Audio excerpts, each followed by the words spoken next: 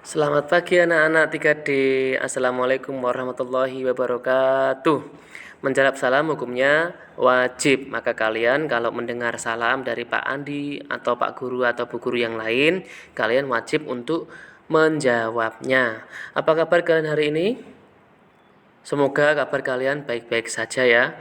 Tetap semangat dalam belajar, rajin dalam beribadah, rajin olahraga, rajin menjaga kesehatan ya. Jangan lupa untuk selalu sarapan setiap pagi. Nah, biasanya kalau kalian menyimak video dari Kak Citra, kali ini Pak Andi ingin membuat video sendiri tentang pembelajaran hari ini. Kita hari ini akan belajar tentang tema 1, pertumbuhan dan perkembangan makhluk hidup, subtema 3, pertumbuhan hewan, pembelajaran ke-6. Pada pembelajaran ke-6 ini kita akan belajar mengenai daur hidup nyamuk. Yang kemarin kita sudah belajar tentang daur hidup kupu-kupu, daur hidup katak. Nah, sekarang kita berlanjut ke pembelajaran ke hari ini tentang daur hidup nyamuk. Nyamuk memiliki daur hidup seperti hewan lainnya. Daur hidup nyamuk dimulai dari telur. Telur nyamuk berada di atas air. Ketika sudah menetas, telur menjadi jentik-jentik.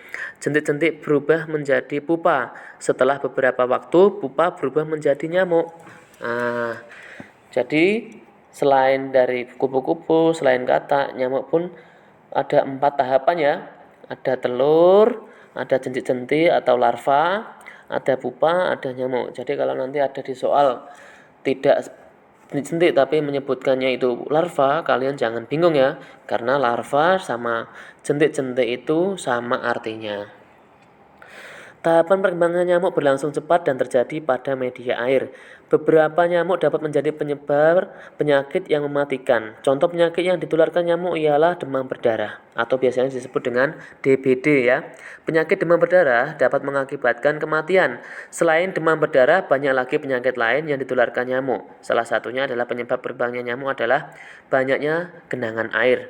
Membersihkan lingkungan serta membuang benda-benda yang sudah tidak dipakai agar tidak dijadikan tempat perkembangbiakan nyamuk. Oleh karena itu, mari kita bersama-sama mengingatkan masyarakat agar menjaga lingkungan melalui sebuah poster. Ya. Poster, kalian tentunya sudah sering mendengar tentang poster ya. Kelas 1 juga sudah pernah belajar poster dan sudah membuat sebuah poster ditempelkan di dindingnya kelas ya. Sudah pernah. Namun pada kelas 3 ini kita ulas lagi apa itu poster. Poster adalah suatu plakat yang dipasang di tempat umum, bisa berupa pengumuman, iklan, atau himbauan.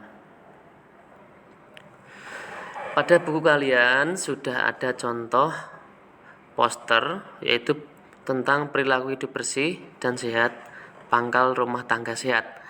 Jadikan perilaku hidup bersih dan sehat sebagai gaya hidup. Maka dari itu kita harus menjaga kebersihan, menjaga kesehatan, supaya kita nanti rumah tangganya juga sehat ya. Kalau kita nggak mau rajin membersihkan rumah, nggak mau menjaga kesehatan, nggak mau menjaga kebersihan, nanti tidak harmonis rumah tangga kita ya, atau keluarga kita. Maka kita harus selalu menjaga kebersihan. Sebelum tidur juga jangan lupa untuk menggosok gigi. Nanti kalian akan belajar membuat poster, dibuat di buku gambar ya. Nanti tugasnya menyusul setelah materi ini. Menjaga kebersihan lingkungan adalah tugas kita semua. Kita harus saling mengingatkan untuk selalu menjaga kebersihan lingkungan. Menjaga kebersihan lingkungan perlu dilakukan agar dapat hidup nyaman dan sehat. Namun, menyampaikan pesan harus dilakukan dengan sikap yang baik dan bahasa yang santun. Jadi kalau kita melihat seseorang ya, entah itu teman kita, tetangga kita yang sedang melakukan sesuatu hal yang hal tersebut kebetulan tidak pas untuk dilakukan ya, tidak benar untuk dilakukan, maka kita mempunyai saran. Kita harus memberikan saran kepada orang tersebut. Namun tidak boleh dengan kata-kata yang menyinggung. Harus gunakan kata-kata yang sopan dan menggunakan kalimat-kalimat yang halus gitu ya. Ya. Cobalah berlatih menyampaikan pesan. Tuliskan saranmu jika temanmu atau tetanggamu melakukan sesuatu yang kurang tepat. Di buku kalian ada contoh gambar anak yang sedang membuang sampah tidak pada tempatnya. Nah, kira-kira saran apa ya yang tepat untuk memberikan masukan kepada anak tersebut ya? Kalau menurut Pak Andi, memberikan contoh, misalkan anak tersebut saya namai Adi, nanti bisa kalian membuat nama sendiri. Adi, janganlah membuang sampah sembarangan karena bisa membuat lingkungan kotor dan menyebabkan banjir. Buanglah sampah pada tempat sampah yang sudah disediakan, gitu ya. Itu contoh kalimat saran dari Pak Andi. Jangan menggunakan kata-kata yang kasar. Hei, kamu buang sampah kok sembarangan. Gitu kan nggak kurang etis gitu ya. Kita harus gunakan kalimat-kalimat yang lembut. Ada contoh lain di buku kalian juga ada, yaitu di tetangga kamu itu ada di rumahnya banyak sekali dijumpai sampah. Kira-kira kalimat saran yang tepat apa? Kalau Pak Andi mencontohkan, Pak, lebih baik kita membersihkan lingkungan rumah karena penyakit banyak sampah yang berserakan. Kaleng bekas yang berisi air hujan akan menjadikan sarang nyamuk. Itu ya, kalian bisa membuat sendiri. Nyamuk senang tinggal di air yang tergenang. Nyamuk berkembang biak di media air. Sekali bertelur, nyamuk bisa menghasilkan ratusan telur. Jagalah lingkungan dan penampungan air di sekitarmu agar tidak dijadikan sebagai tempat berkembang biaknya nyamuk. Jagalah selalu kebersihan lingkunganmu untuk menjaga kesehatanmu. Ya. Ya, tadi kita sudah belajar mengenai daur hidup nyamuk, sudah mengenal poster, sudah mengenal bagaimana cara untuk memberikan saran yang tepat gitu ya kepada teman atau tetangga kita yang melakukan sesuatu yang kurang tepat. Maka setelah itu kita akan lanjutkan materinya, bisa disimak di buku paket atau di sini bisa mengenai perkalian. Sebuah rumah sakit setiap hari dikunjungi 130 orang pasien dalam waktu 3 hari. Berapa banyak pasien yang mengunjungi rumah sakit tersebut? Dalam perkalian ditulis 130 dikali 3. Yaitu bisa dibuat cara bersusun. 130 dikali 3. Kita gunakan cara bersusun ya. Dalam menggunakan cara bersusun kita harus mengerjakannya dari yang paling kanan, yaitu dari satuan dulu, nanti baru puluhannya, baru yang terakhir ke ratusan. Yang pertama kita kerjakan adalah 0 dikali 3 sama dengan 0.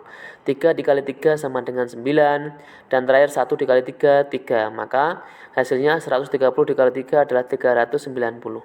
Jadi banyak pasien yang mengunjungi rumah sakit ada 390 orang. Soal berikutnya 412 dikali 3. 412 dikali 3 kita gunakan cara bersusun juga, yaitu dengan mengerjakan yang paling kanan dulu ya, yang satuan dulu. Yang pertama adalah 2 kali 3 sama dengan 6 ditulis di bawahnya. 1 dikali 3, 3. 4 dikali 3, 12. Nah, karena 4 dikali 3 ini sudah yang terakhir, maka tidak perlu untuk menulis duanya dan satunya disimpan, tidak perlu. Langsung dituliskan semuanya 12. Karena hasilnya 1236, maka harus ada titiknya di depannya angka 1. 1.236, membacanya 1236. Selanjutnya soal yang terakhir, 321 dikali 4. Kita gunakan cara bersusun juga. Yang pertama dikerjakan adalah 1 dikali 4, 4. 2 dikali 4, 8. Dan terakhir 3 kali 4, 12. Karena 12-nya ini sebagai urutan terakhir dan tidak ada angka lagi, maka ditulis langsung semuanya. Sekian pertemuan hari ini. Terima kasih sudah mendengarkan penjelasan dari Pak Andi dan menyimaknya dengan baik. Semoga kalian bisa paham materi pada pembelajaran hari ini. Untuk tugasnya nanti Pak Andi akan mengasihkan di tugas kelas. Assalamualaikum warahmatullahi wabarakatuh.